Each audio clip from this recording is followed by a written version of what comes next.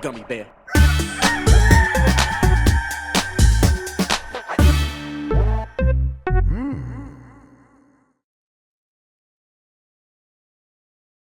It's the internet, you're busy, let's do this for September 19th, 2024. For the next hour or so, let me help you sort through the world of gaming on Game Mess Mornings Live with me, Jeff Grubb. Today, Nintendo and the Pokémon Company gotta sue them all. But first, please join me in welcoming today's co-host of Game Mess Mornings. It's Jan Ochoa, everybody. Jan, how are you doing? I continue to be doing terribly. I think I'm sick. I don't want to admit it. Right. But here we are, Grubb. Here we are. Yeah. I did go to the Fandom SF office because we're moving. Hey, folks, surprise, we're moving. Don't worry, it's good. Yay. And I was looking for my desk for the longest time, and then I realized I never had a desk there.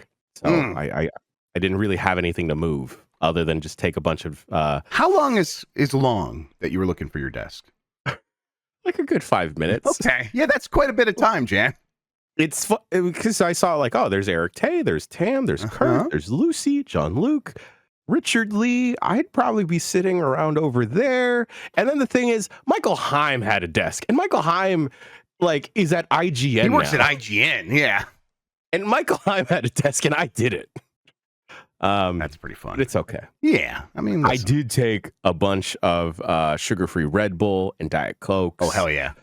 I was very tempted. Very, very tempted. And then I suddenly realized that, the powers that be may listen to this program. So I shouldn't be saying this, but I was very tempted. I was very tempted to take the office espresso machine.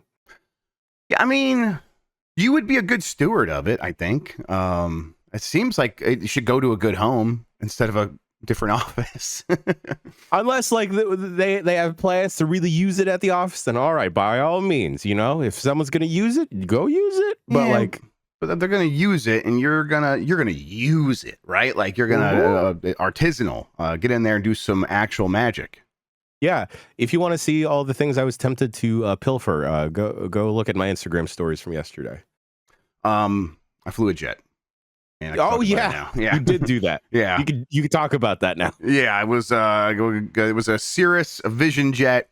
And they didn't tell us about it. I think it was kind of something that came together last minute for them too. Over at Microsoft, I went there went there. I went to the Grand Canyon for a Microsoft Flight Simulator event, and they're like, "We're going to fly you in a helicopter over the Grand Canyon," which is actually what Vinny ended up doing. Vinny was out there. A couple other folks were out there. Charles Hart went on the helicopter, threw up on himself. I'm sure they'll have that in their video over on MinMax. But they're like, okay, but we're also going to maybe have a jet, and you can put your name in, and maybe you'll get selected to be on the jet. It's going to be random. And I got selected, and they're like, oh, and also once you're in there, you're going to fly the jet. I'm like, wait, what? What's happening here? I don't know how to fly, really. I played this video game, this simulator, but it was very exciting. It was a good time. If you watch the video, people have noticed, hey, he looks locked in. I was very locked in. I was very like, oh, I do not want to screw this up, because that feels like death if I screw this up. So I don't want that to happen. But it was a good time. It's a fun video, so go check that out. It was a very dad trip. Grand Canyon, Microsoft Flight Simulator, flying a jet. I felt in my element, Jan.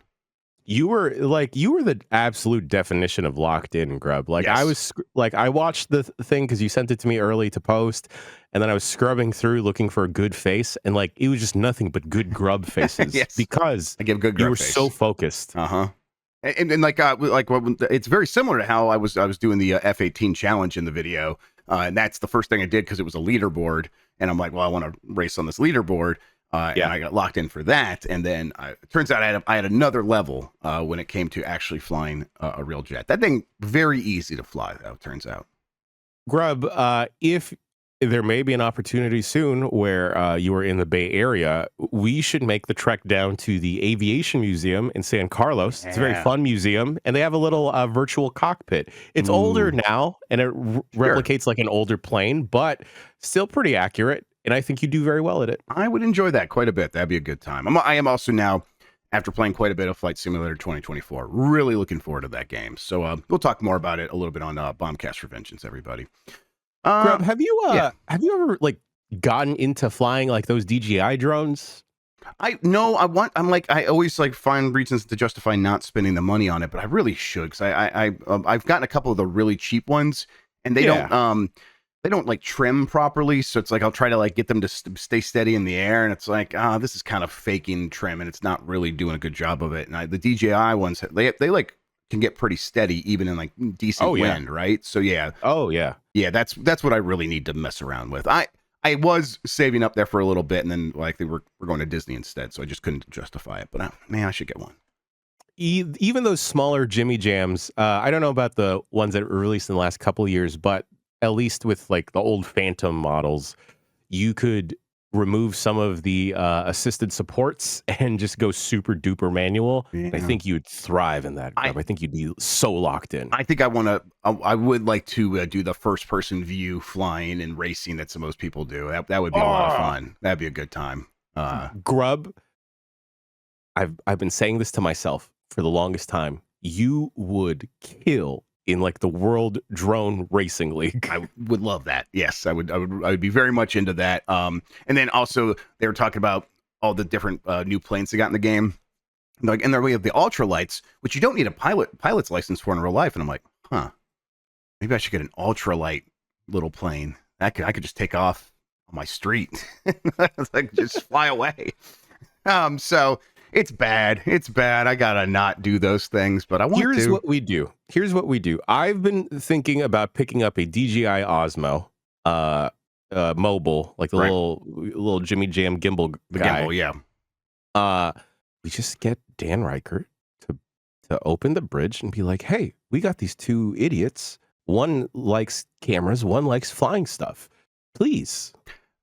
I did send Dan to go. He wanted to get a Roger Ally X. So I'm like, hey, just go ask. It's Asus, right? Go ask Asus for one. And they sent him one, and they accidentally sent him a laptop as well. I'm like, no, the Dan luck. It just happens. It just falls into his lap. It's very good. So you're right. We got to get on that train.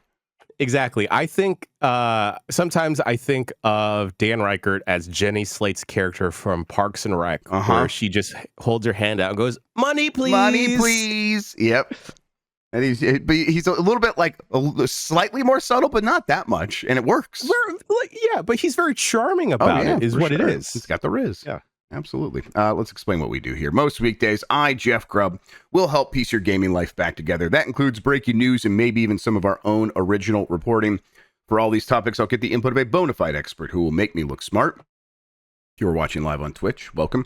You can always listen to the show later on podcast feeds by searching for Game Mess Mornings or find the RSS on giantbomb.com. You can also catch the show later with chapters and timestamps on YouTube. Hello, YouTube. All right, we have a lot to get into, so let's start the morning mess with Nintendo and the Pokemon Company are suing Palworld's developer, Pocket Pair. This is from Kenneth Shepard at Kotaku. Remember back in January when the Pokemon Company said it planned to investigate monster taming game Palworld for intellectual property rights infringement? Well, it looks like Pikachu and friends are officially filing a lawsuit against the game's developer. On September 18th, the company and Nintendo released a joint statement on the publisher's website announcing the lawsuit, saying it is seeking compensation for damages against Palworld developer Pocket Pair on the grounds of patent infringement. Shortly after its January 2024 launch, Palworld skyrocketed in popularity while also raising eyebrows for its monster designs, which seemed nearly identical to those in Pokemon. Nintendo and Pokemon's full statement reads as follows. It's going to just be recapping most of that stuff. They don't give a lot of details in what they posted publicly.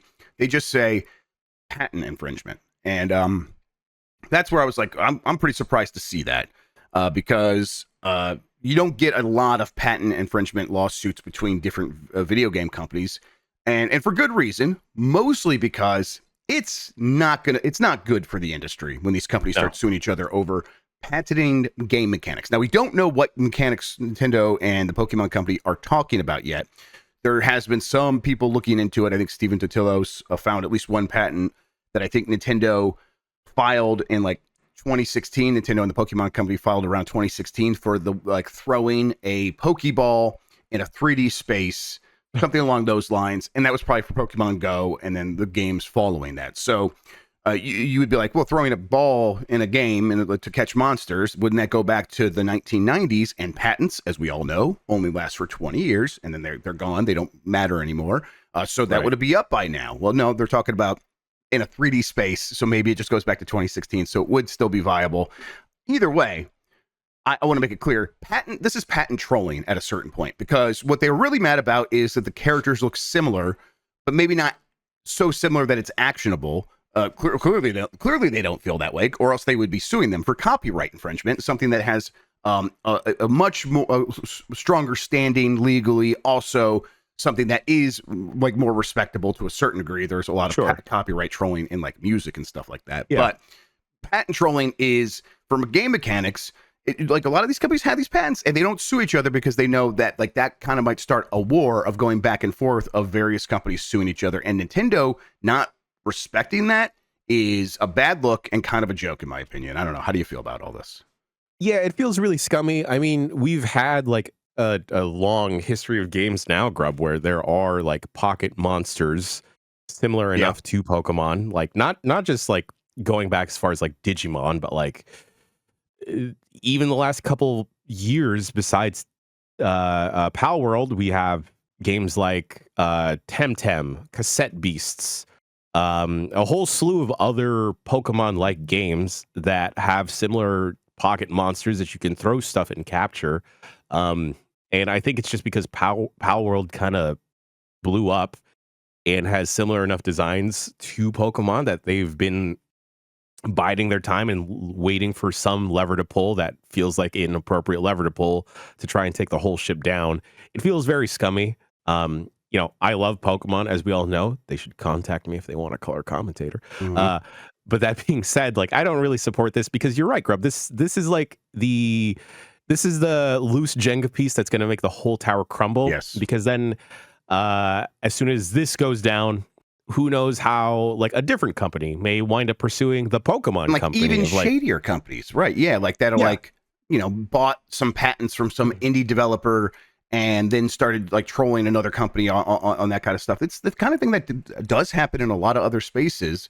And video games have been built on copying mechanics from one another from the very beginning. I always say, like, literally when it became video games, plural, it was the second game was just a copy of the first game. It was, you know, the Space War, you know, over at Stanford, and then it became the arcade game that copied that, or you know, the exact lineage. I'm getting the names wrong, but it was one was copying the other, and then they just put it in arcades, and we've had several waves of here's Pac-Man, here's all the Pac-Man clones, here's Space Invaders, here's all the Space Invader clones, here is Arkanoid. Arkanoid. Yes, here's the Doom, here's the Doom clones, here's the Souls-likes.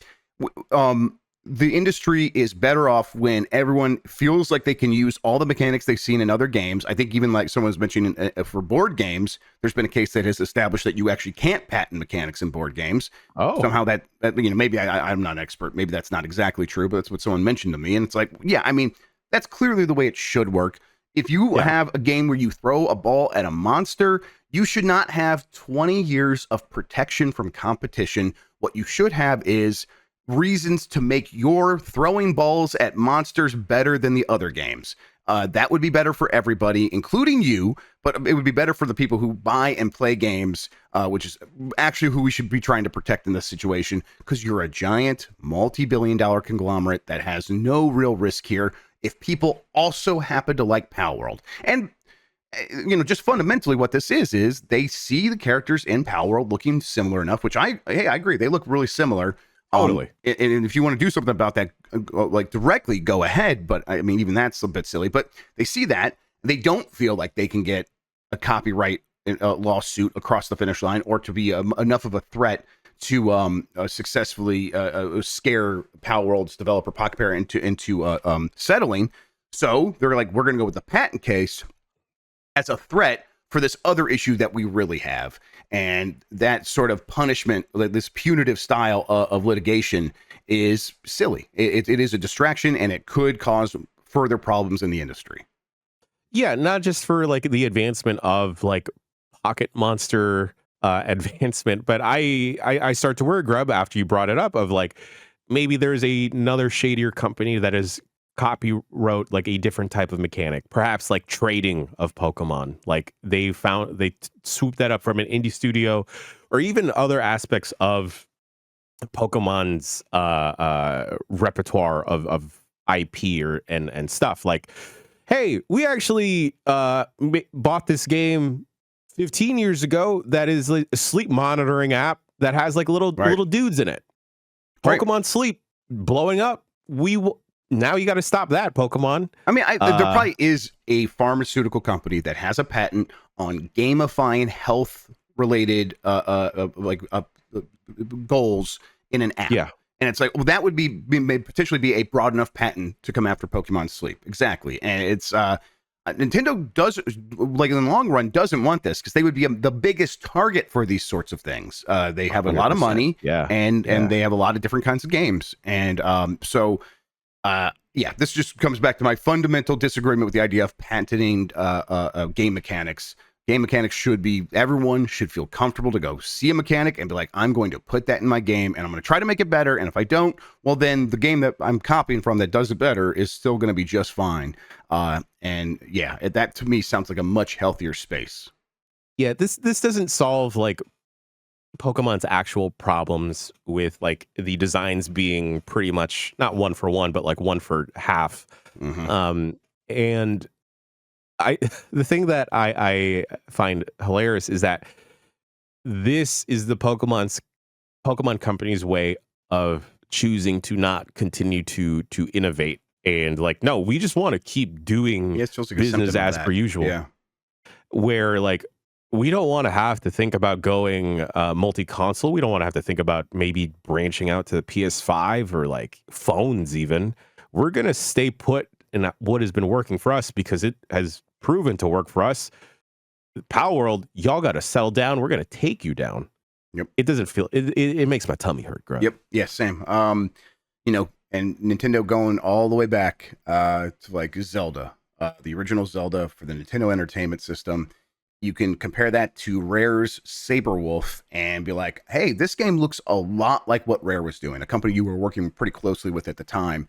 Did you just copy all those ideas? Well, I, for one, think it's awesome you copied those ideas, but your behavior here suggests that you think that is something that should get you sued. And I don't like when companies do this talking out both sides of their mouths thing. I want to see you kind of have some consistency here and recognizing that what your lawyer's behavior could do is have ramifications that could hurt you for one, but have a detrimental effect on the entire industry. It is a bad idea. We kind of don't need people being afraid of copying games right now. I know there's like sort of a handshake friendly agreement, like don't one for one copy a game, especially like an indie game. And that's like the same sort of thing we have in copying jokes in the comedian space, where it's like, hey, if you like, it's not illegal to steal a joke from somebody, but you are going to get shunned. And I think that's a pretty decent system, all things considered. And I think that should apply to like when an indie studio puts out a game, a bigger company shouldn't come along and make the same exact game and put a huge budget behind it, obviously. And maybe there should be some recourse there. I don't know what that would look like, but like having a patent on game mechanics doesn't seem like the solution. It also feels so weird because I feel like Palworld just wound up being like a small blip on like the Pokemon radar. And, all things considered, it wasn't that big of a deal. Right. And it's not like this is going to hamper Pokemon moving forward. Like I've already stopped thinking about Palworld other than when it like gets brought up in the news. That I would assume that Pokemon would calm down from the initial comparisons and maybe outrage about it and just chill out, because how like 2-3 years down the line when the next generation of Pokemon gets released or like another remaster of an older game, who is going to be thinking of Palworld or bringing up Palworld into that consideration, if not comparing the new Pokemon games to the older Pokemon games? Yeah. And I do. No one is saying give Pikachu a gun. No, absolutely not. Yeah. Yeah. Maybe I am saying that in my diary at night, but I just wonder, like, I always think that most of the time these sorts of things happen because a company like Nintendo, a company especially like Nintendo and the Pokemon Company have massive departments filled with lawyers, like, dozens of lawyers, if not more than that, and they are on the clock and they need to get work done and they need to come up with their own work sometime. And sometimes that leads them into situations where it's like, that site's been selling, or not selling, but been distributing ROMs for 20 years. We finally got around to it. We're going to send them a cease and desist, and we're going to be ready to sue them if we need to. And that's just what we're going to do today. And this is a case where it's like, I feel like the lawyers would actually be pretty well aware of the other side of, like, if the other shoe drops here and what that could mean for Nintendo and the Pokemon Company if patent lawsuits become more common. So I would imagine they would probably warn Nintendo and the Pokemon Company against maybe doing something like this. Maybe I'm wrong. I could very well be wrong there. But I bet this does feel like this is Nintendo and Pokemon Company leadership going, we can't actually let this one get away with this. It feels like crossing the line. So lawyers come up with some reason to sue them, and here we are. The Palworld dev, though, Pocket Bear, did respond. Palworld developers respond to Nintendo and the Pokemon Company lawsuit. This is from My Nintendo News. News emerged last night that Nintendo and the Pokemon Company have filed a lawsuit against Palworld developer Pocket Bear, claiming that the company had infringed on its patents. Today, the small indie company said they are beginning appropriate legal proceedings and say that at this moment in time, they are unaware of the specific patents we are accused of infringing upon, which is strange. So I wonder if, like, when Nintendo made this announcement, if that's like, we are getting ready to file these infringement suits, or if they actually had already done it. Because you would figure that by now Pocket Bear would have that stuff in front of them. Yesterday, a lawsuit was filed against our company for patent infringement. We have received a notice of the lawsuit and will begin the appropriate legal proceedings, blah, blah, blah.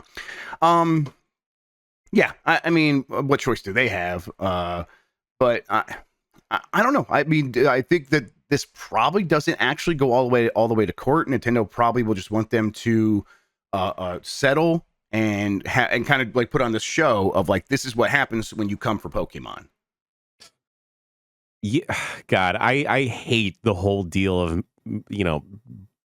threatening legal action to make an example out of a company, because then, like, Grubb, there's so many Pokemon clones out there that have like skated by and like had decent enough popularity or a decent enough audience that now are you going to scare the advancement of future indie companies, if not other AAA companies? What about like Monster Hunter? Like, do they go after Monster Hunter because like you can throw a net and the net looks like a ball? Tensei, like those, like but it's like Shimigami Tensei. Like, didn't some of that stuff predate Pokemon?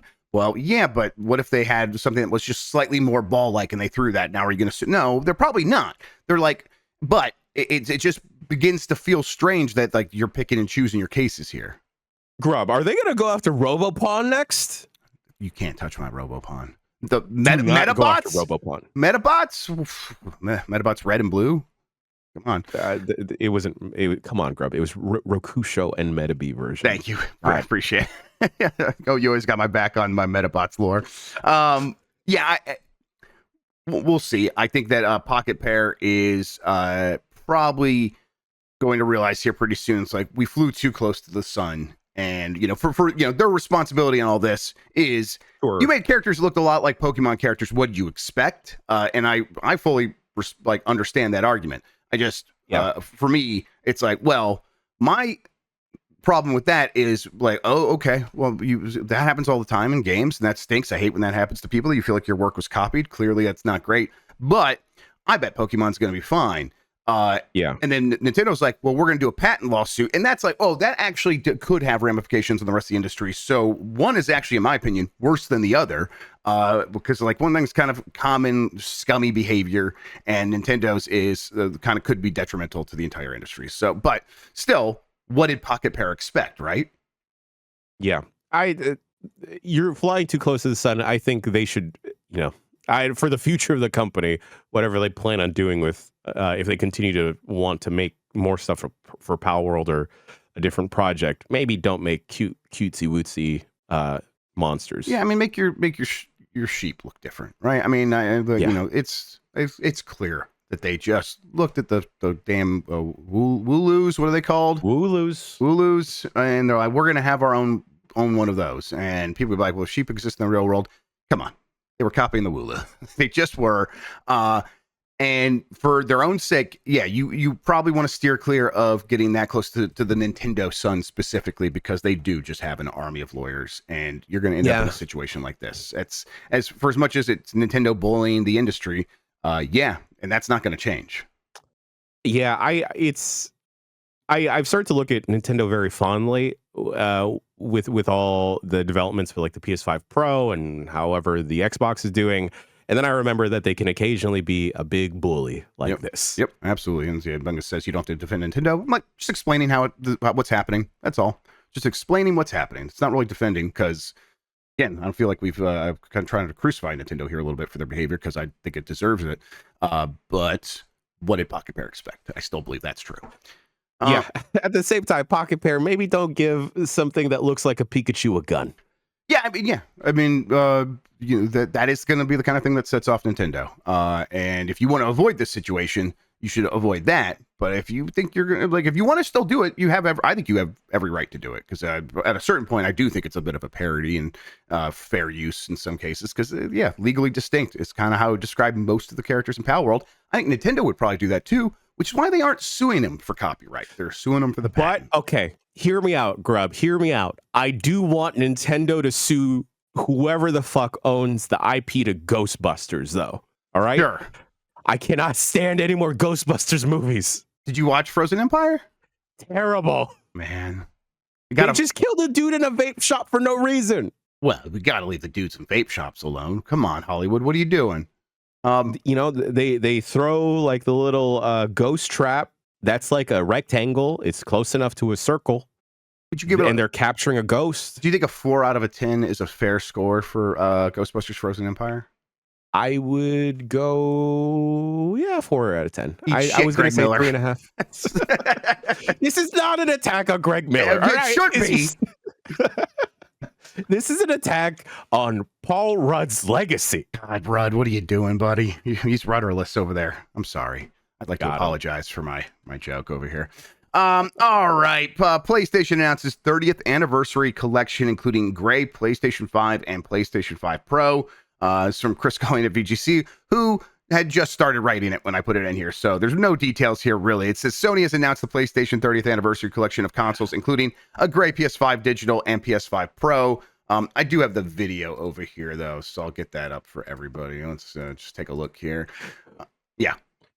Grubb, I don't understand how these big companies just like step on rakes all the time. Yeah. If this was just the PS5 Pro, there still would have been outrage over the $700 price tag. But look at this, Grubb. This shit is so fucking sexy. And I know describing consumer electronics as sexy is kind of embarrassing and cringe. I can't help it. I think this thing looks hot as hell. Is this Kristen? Oh, is this Kristen? Oh, okay. How am I supposed to know who Kristen is? I haven't seen this yet. Did her voice come through the thing for like half a second? Did she say, "Hi, I'm Kristen" or something? And I looked at the video feed, and then I saw the lower thirds of the man saying, "Hi, Kristen." I was putting in an Opera, the gamer browser here, because that's where I put all of the stuff for the news assets, and that's where the music plays before the show. And I put this video up in there, and it started to autoplay before I muted it, so people were hearing the music and this video. And she must have said something like, "Hello, I'm Kristen," whatever. And so chat heard that. And then that's why before the show started, audio listeners and the people watching later, people were harassing Jan about Kristen. Like, we want Kristen back or something. This is what they were saying to you. Oh, God. Well, I'm glad that Kristen is okay. Kristen seems like she's doing great. This PlayStation 5 and PlayStation 5 Pro, it is the gray of the... what is it saying there? It's got the PlayStation 30th anniversary like logo, which in the crack of the PlayStation 5, the PlayStation 5 crack, it's got the original colorful PlayStation logo. This is, I mean, I don't, how limited is this going to be? I know there was that limited one for the PS4, and then at another PlayStation 30th anniversary logo on the bottom corner with like a 30 between the sacred symbols. That's some good stuff. I am finding myself being much more able of arguing why I should spend $700 on a PS5 Pro now, seeing this thing. I hope it's not too limited. This should just kind of be, like you said, get rid of the standard one. Just sell this. Yeah, Grubb. I don't sell this. Why isn't this not just the PlayStation? God, that DualSense looks so good, Grubb. It looks incredible. Like I thought the Astrobot DualSense controller looked kind of dinky, but like, who knew adding some color into this guy would like? Oh, we're so back. It's really, really good. I'd say I'll get up the VGC story now. Let's see here. I'm gonna refresh. What's it called? Grubb. I don't know if they're gonna show this in the video, but okay, here. The USB-C cord.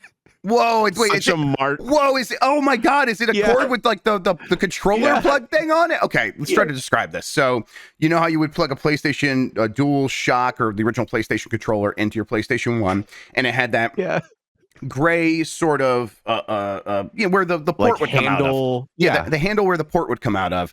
He put a tiny USB-C port on the end of one of those, so when you plug it into your PS5, it looks like you're plugging in a PlayStation 1 controller.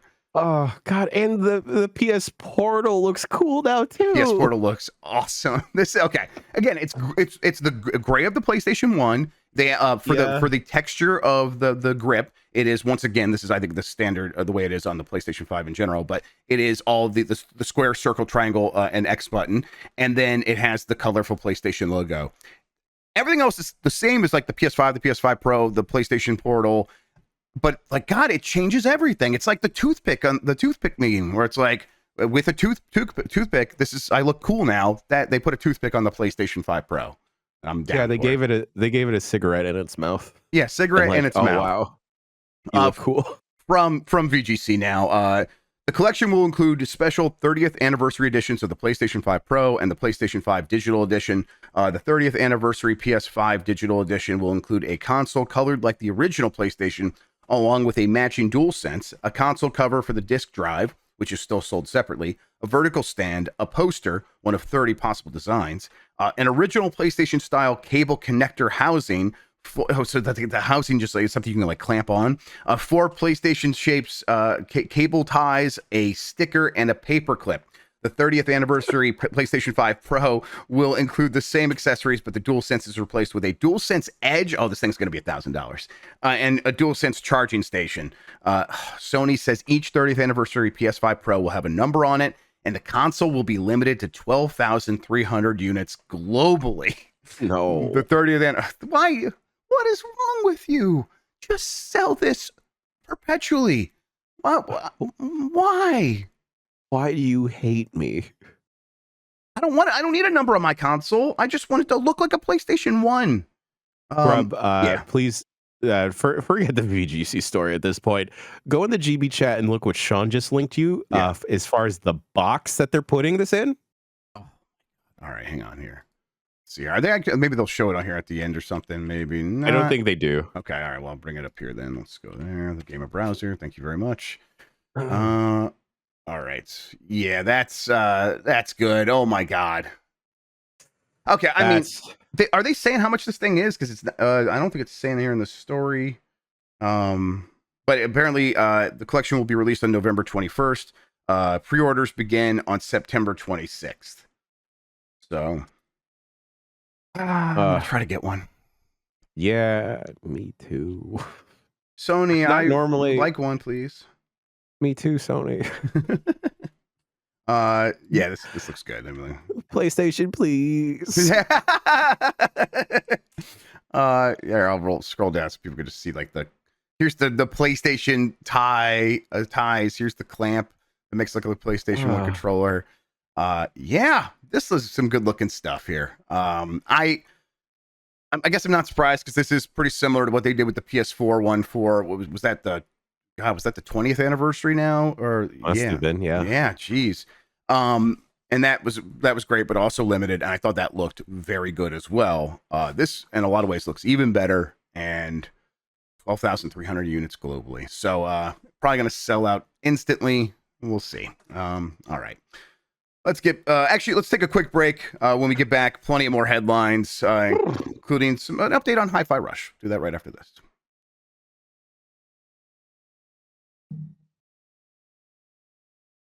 All right, we are back. Let's get into it. Krafton CEO says it acquired Tango for its creativity, even if Hi-Fi Rush 2 won't make money. This is from Chris Scullion at VGC.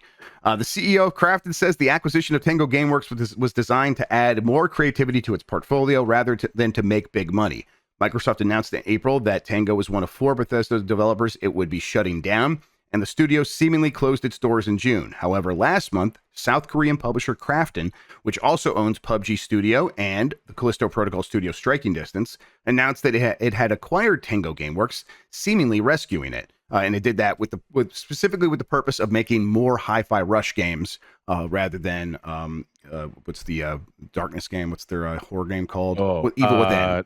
Yeah. Yes. And so, hey, Hi-Fi Rush, it's back. They're going to make more of it. But the let's see here, and now in an interview with game developer Changhan Kim has explained that the decision to acquire Tango wasn't necessarily a financial one, but a creative one, and that having Tango's developers on board would lead to a greater variety of games, even if they don't make a fortune from them.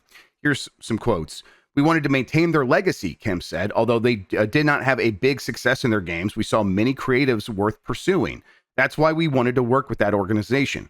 Because the move is still being finalized, Kim did not tell the publication how much the acquisition cost, simply saying that it's not too expensive or not too cheap either. He also went on to basically say that, well, we can't acquire Tango Gameworks based on their financials or their numbers, right? We don't think Hi-Fi Rush 2 is going to make us money, to be frank, but it's part of our attempt. We have to keep trying to develop games in the spirit of challenge taking. Tango Gameworks are creative. They want to try something new, and we want to do more of that. Making video games is really a hit or miss industry, and that is risk taking. But having more project lineups is actually a way to mitigate risk because one of them might work out. He also goes on to say that, like, he just confirms, like I originally reported, Hi-Fi Rush lost money. He says it had something like he says like minus fiscal, something like that, minus financial earnings or something like that, but it lost money. So yeah, I guess this is a little bit of me doing a told you so. I feel a little bit more comfortable doing that now that everyone has their job secured. But Sure. Hey, I kind of like the sound of this still. While it might not be great if you're working there to hear like, well, they don't have confidence that we're going to make money. I think having someone be like, we get it, it's a hit-driven business, and we just want to be in the business of making the kinds of games you're making.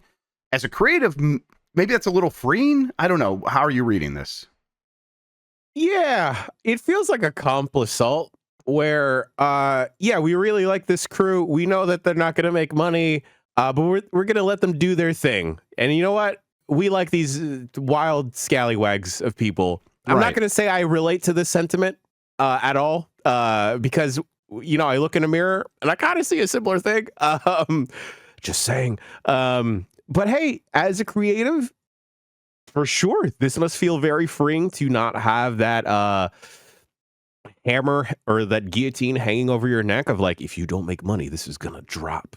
Or if you don't make enough money, or if you don't make like double the projected sales expectations, then this guillotine is gonna drop and you're all gonna lose your jobs again. So shouts out to Krafton. I mean, like, other than being behind or publishing PUBG, I'm not 100% familiar with Krafton's like library of stuff. I mean, I think the only other thing they've really done is that the Striking Distance horror game, the space horror game. Oh, sure. Which they said Callisto Protocol. Yeah, that's it. Yeah, and like as Paradox in chat says, I'm not sure I believe Krafton. I mean, even if we believe him now, we all know that it could change in an instant, right? It takes one quarter for things to go sideways or new leadership to come in. And they're like, wait, why did the previous executives buy this studio? They said, what? They don't care if it made money? What the hell are you talking about? Like, that has nothing to do with what we're doing now. These things, it's corporations. These things change. New ideas come in. It's like, you know, that story yesterday of, or this week of the Amazon being like, everyone come back to the office 5 days a week.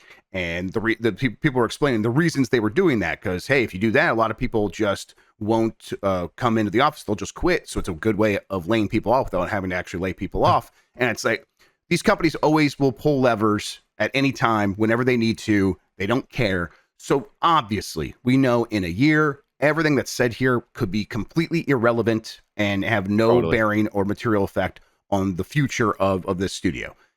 That said, I don't know. I like hearing this better than the studio better make us money or else they're going to be out on the street. You kind of, by saying this, they are manifesting a little bit, I hope.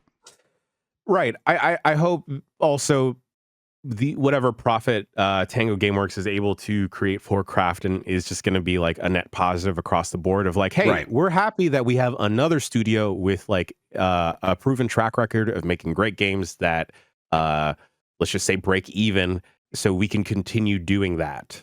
Yep. And existing in the game space rather than just having like a couple titles that are hit or miss. Right. And this is like, it very much flies in the face of how Microsoft works, where when this company was under Microsoft, my understanding is they would, the leadership of Xbox was very used to setting very high expectations because it was their belief that like, let's believe in these studios so much that they have to like really crack the whip to like try to deliver on those expectations so that like they won't leave anything out on the field. They'll put everything into this and with the hopes of one of these things will break out. And it's like, well, that didn't seem to work out too well for a lot of projects and a lot of ideas and a lot of services. So maybe like being like, let's let the creatives just be creative. Say that the reason we acquired you was to be creative. That's the job you're doing. Not your job is not to come up with a business plan for this company. Your job is to make something cool, and that's what we're going to pay you to do. Maybe there's going to be something there. I have no idea, but it sounds good to me. Wishful thinking is that Krafton knows their part to play in the equation and to not meddle too much into the creative aspects and be like more of a publisher and help along with like advertising and getting the game in front of multiple eyes. Yep. Or like helping the team get the resources they need to perhaps bring the game to more platforms from the jump. We've seen, Grubb, across the board how console exclusivity is ultimately hurting games and hurting titles. And those publishers are kind of kicking themselves in the butt about those numbers being low when they know releasing games on a limited platform is going to give you limited numbers. I don't understand how these big, gigantic publishers still don't see that. Yep. I think it's, I think Microsoft has kind of burned themselves on the oven enough times. They are beginning to learn that. And that's why they're changing some things, but that means they have to like change so much that is also causing a backlash. Like there's no easy way out of that. But these third-party publishers now, like, yeah, they have really learned that. If Square Enix has learned it, everyone has. I still don't know if they have. Yeah, we'll see. We'll see what they learn, especially once Tetsuya Nomura leaves. Tetsuya Nomura says he's planning to retire in a few years' time and wants to finish Kingdom Hearts 4. This is from My Nintendo News. Legendary Square Enix developer and producer Tetsuya Nomura has said in a new interview with Japanese site Young Jump that he plans to retire in a few years' time. Mr. Nomura says that he wants to have the long-awaited Kingdom Hearts 4 wrapped up by then, and that his intention with Kingdom Hearts 4 is to conclude the story. Finish the story, Nomura. Finish the story. Do you believe he's going to finish the story? I don't believe him because the story's so freaking convoluted at this point, even as a fan of the series. I think it'll finish the story in the same way Metal Gear Solid 4 finished the story, which is there are going to be a lot of really clever retcons, and for fans, I bet they'll come away being like, he pulled it off, and everyone out looking out at it from the outside be like, what is going on in there? But hey, I respect that side of Kingdom Hearts. Kingdom Hearts 4 is being made with the intention of newcomers to easily jump in. Oh, there it is. There's Jan in front of the Kingdom Hearts sign.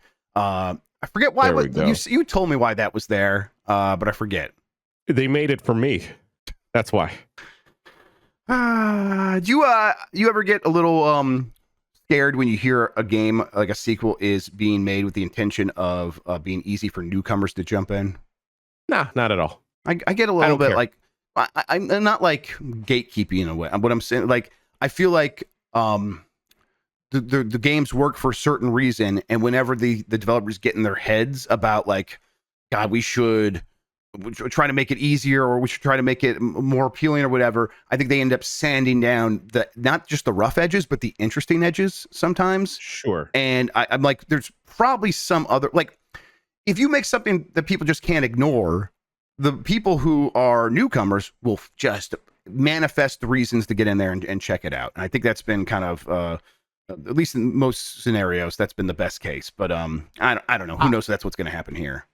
I take it with a grain of salt when it comes to anything Final Fantasy or Nomura related, because specifically with Kingdom Hearts, I feel like there's been the continuing conversation of like, well, we want to bring more people in. We got to get more people in. Yet the interest or hatred is already deeply embedded in the culture at this point, Grubb, that the people that have been curious will eventually check it out, like you said. And I think if Kingdom Hearts continues to operate in the Venn diagram of in between Final Fantasy and Disney adults, then there will always be an onboard ramp for people to eventually check it out and get into it. Right. And I think I am definitely thinking of Final Fantasy 16, a game that I do believe Nomura worked on. Yeah. Maybe not. Did he? Yeah, I can't remember. Either way. I believe he did. Either way, the whole mantra of that game from Square Enix was, this is going to be the Final Fantasy that'll be very easy for everyone to get into because we're going to make it action. We're going to get rid of turn-based. And I think in hindsight now, it has looked like that maybe didn't work out the way they hoped it would. And at the same time, a lot of other RPG franchises that have gotten more into their bullshit, like Persona and some other stuff, those are growing. So it's like, I feel like you need to own your bullshit. And that's the best strategy, at least in video games. But who knows? Maybe they are going to actually end up doing exactly that. And this sentence here doesn't mean what I think it means. But we're getting correct. Yoshi P. Yeah, Yoshi P. That's what I was like. Yoshi P definitely oversaw 16. He was on the Final Fantasy 7 remake series, which doesn't seem to have any of those issues. So who knows? Maybe he'll be able to pull it off. I mean, it's got Nomura issues with a convoluted story, but again, that might be a feature, not a bug for a lot of people. Yeah, Kingdom Hearts 4. When do you think you're going to be playing that? God, when I'm married and I have 2 children and I've somehow finagled buying a house. Yeah, so never. Huh? Yeah, never. Some of us don't get happy endings, folks. I'm sorry. Oh sorry, Jan. Yeah, we'll see. Kingdom Hearts 3 kind of like surprised me. Like that actually came out. We're gonna move on here, Sue. But what's the temperature check on Kingdom Hearts 3 these days? Like, how do people feel about it? I'm someone that really liked it. Okay. I don't understand why a lot of people didn't. I mean, I understand why people didn't like it. Sure. That being said, hey, we found out that Donald Duck is the most powerful wizard in Final Fantasy. That rules. So that's amazing. I like that. Yeah. Yeah. All right, let's jump down to XDefiant absolutely not dying, according to Ubisoft. This is from Alex Hopley at Game Reactor. Ubisoft's Call of Duty challenger XDefiant got off to a great start in its beta and launch, but player numbers have dwindled significantly since that hype began to die down. This has led to claims that the game is dying just months after launch. However, in a recent post explaining the game's roadmap, the developers have chosen to clear the air. Here's a quote. I just want to quickly address the status of the game, i.e. is the game dying? No, the game is absolutely not dying. The game is doing well. We just want it to do better. From tackling packet loss issues to giving players more progression, new events, and more, the future does look brighter than some would have you believe for XDefiant, according to the story. Yeah, I mean, it's so hard to gauge like how some games are doing because expectations versus reality, and was the game overperforming? Now it's in line with what they were expecting. All that's possible. I don't know. I think they probably did have higher expectations for XDefiant. I would hope, though, at the same time, that they were building a game that could survive and maybe even thrive with a wide range of possible like daily concurrent players. And maybe they're still well within that range. I don't know. I feel terrible, Grubb, because every time XDefiant comes back in the news, I have to play the mental game of like, what is that? Which one has that come out yet?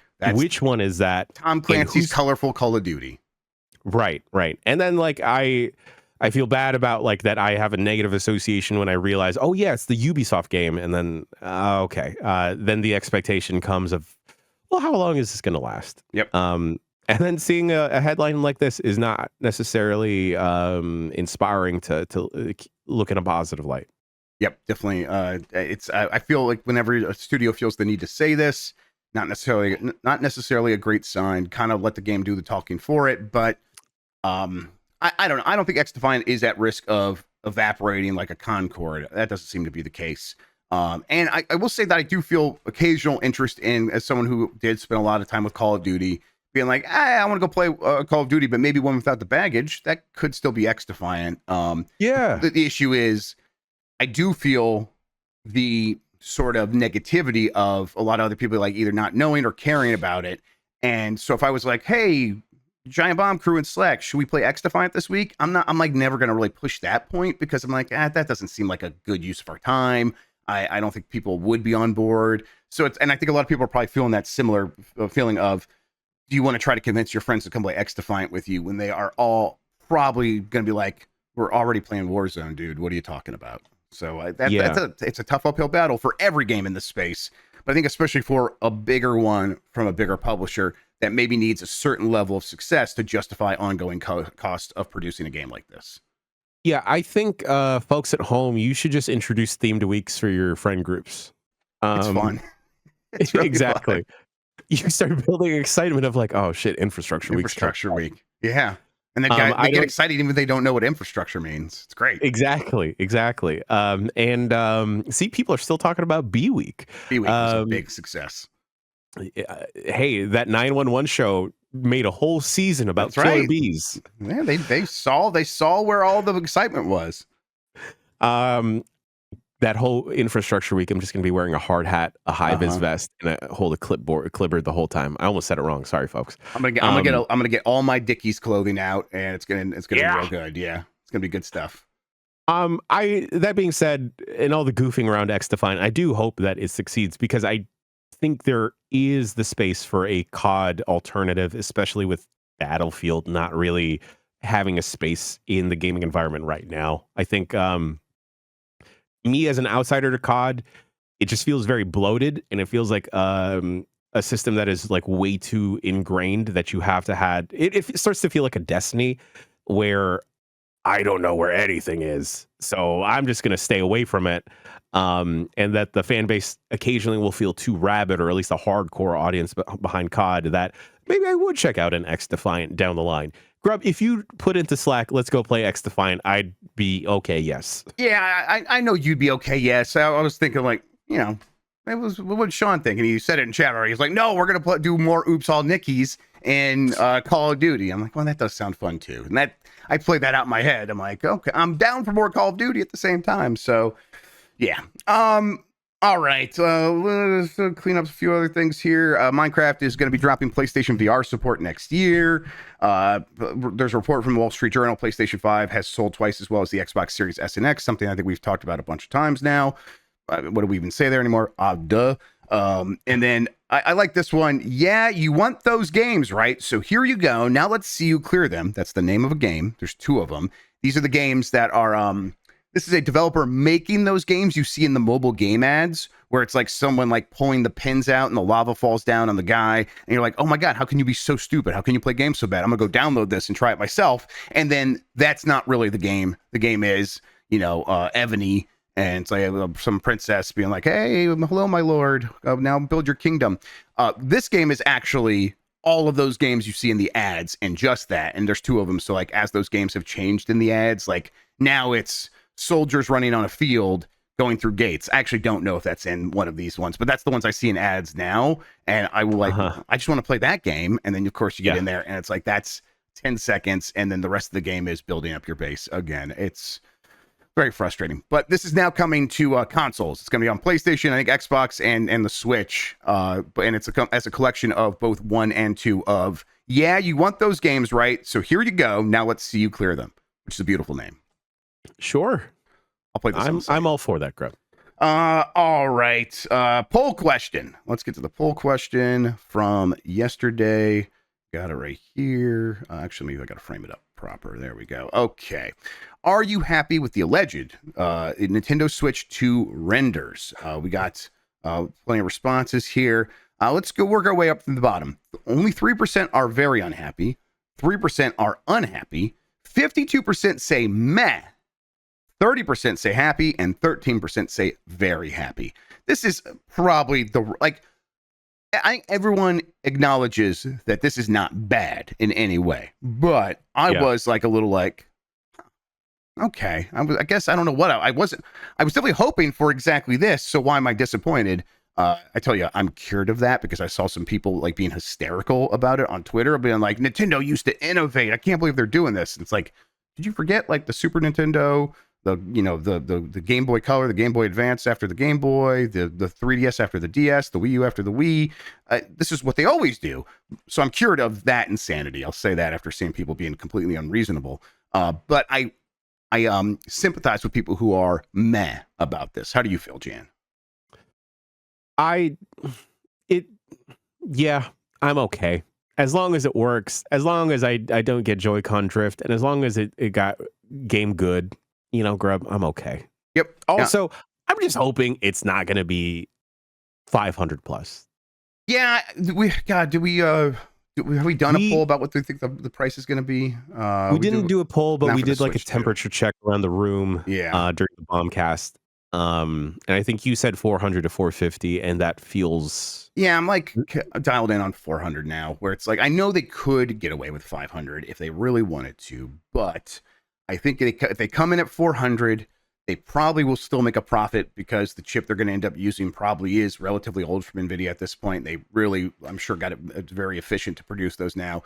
And they want families. That is their bread and butter. And they own that space, and it only feels like Sony is going further away from that. Microsoft is kind of a non-factor in that.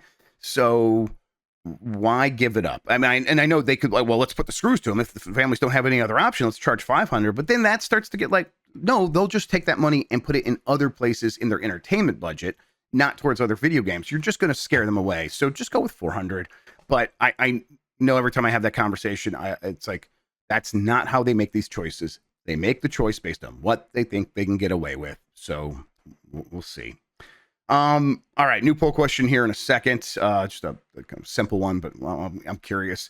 But in the meantime, Jan, what do we have happening on the website? Where can people find us? All that good stuff. Jeff Grubb, we got Game Miss Mornings popping off tomorrow as well. But for the rest of today, we have an episode of Voicemail Dump Truck driving over to your neighborhood later in the afternoon. That's not what dump trucks do. Toot, honk, honk. Yep. Tomorrow we have a fun-filled BCR where Grubb will be talking about his adventures flying through the Grand Canyon with Microsoft Flight Simulator. We'll also be talking to Tamur Hussein about his time playing the new Dragon Age game, The Veilguard, as well as a UPF tomorrow. Going to do a good old classic regular decular grab bag full of different games. And folks at home, we got some good content every week, but this week in particular, please check out Grubb flying a plane. I've never seen a man so meant to be with a machine before. It was like, in that Pixar movie Soul, where Jamie Foxx talks about like seeing someone just like in the zone and like you see their soul like just like vibing. That was Grubb behind the cockpit. I felt very in tune with that piece of machinery, definitely. And as well, if you missed it earlier in the week, please go check out the Cologne, Germany travelogue documenting our times at a chocolate museum and when we went to. It's really good.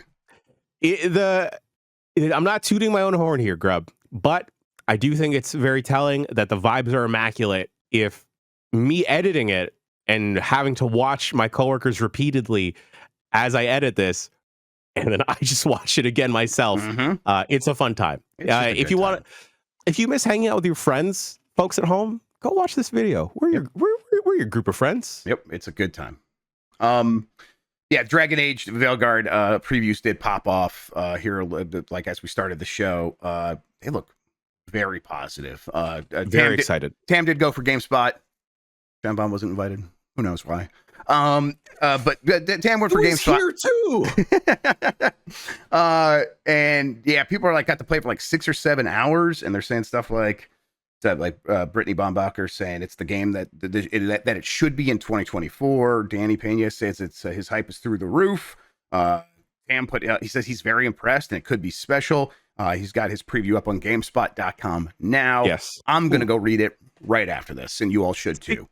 Speaking about GameSpot, Star Players is back. Lucy James played DJ Hero with acclaimed DJ Zed, and I guess made fun of him for playing as Widowmaker? No, Saria. No? What's her name? Widowmaker and Tracer. And she said, Tracer. So you're annoying, which is a good burn. Overwatch fans will all appreciate that.